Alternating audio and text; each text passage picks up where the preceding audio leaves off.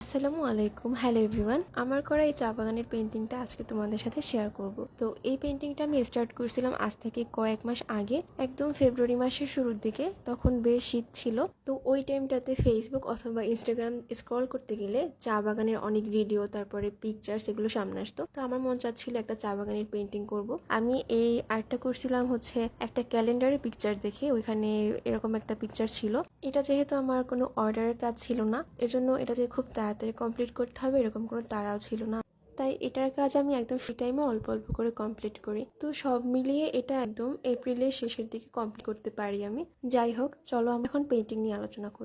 এটা ছিল 10x16 ইঞ্চের একটা ক্যানভাস, আর এটাতে কিরকম স্কেচটা করা ছিল সেটা তোমরা ভিডিওর প্রথম দিকে দেখতে পারবা। তো প্রথমেই আমি আকাশের কালারটা করে নিয়েছিলাম। আকাশের কালার করার জন্য আমি ব্লু কালার আর হোয়াইট কালার দুইটা কালার মিক্সড করে একদম হালকা একটা কালার বানিয়ে ওখানে অ্যাপ্লাই করেছি। এই পেন্টিং এ কিন্তু আকাশের কালার বা আকাশটা খুব বেশি দেখা যাবে না। এরপরে আকাশের কালারটা কমপ্লিট করে আমি চা বাগানের যে বেস কালারটা সেটা কমপ্লিট করে নিয়েছিলাম। চা বাগানের বেস কালারটা করার জন্য আমি শুরুর দিকে হচ্ছে ইয়েলো কালার আর হোয়াইট কালার দুইটা কালার মিক্সড করে অ্যাপ্লাই করে নিয়েছি।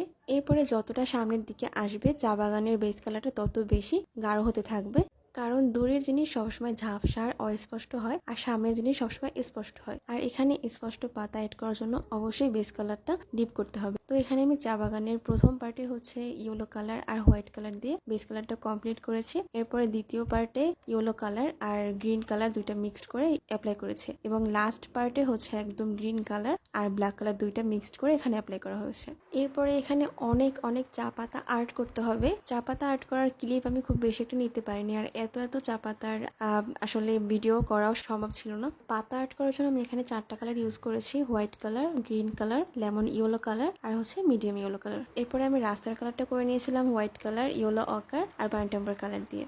আর সামনে যে বড় গাছটা দেখতে পাচ্ছ এটার জন্য ইউজ করেছি হোয়াইট কালার আর ইয়েলো অকার কালার। আর শেষের দিকে এটাতে অনেক বেশি ডিটেলস অ্যাড করতে হবে, না হলে রিয়েলিস্টিক লাগবে না গাছটা। এখানে কিন্তু দুইটা ঘরও আছে, আর ঘরের চালের জন্য ইউজ করা হয়েছে এখানে হোয়াইট কালার, বার্ন সিয়ানা কালার আর রেড কালার। তো সবকিছুর বেস কালারটা কমপ্লিট হলে আমরা এখন ডিটেলসের কাজ করব। ডিটেলসের শুরুতে আমি গাছের পাতাগুলো এঁকে নিচ্ছিলাম, আর গাছের যে বডি ওইটা আমি লাস্টের দিকে দিব।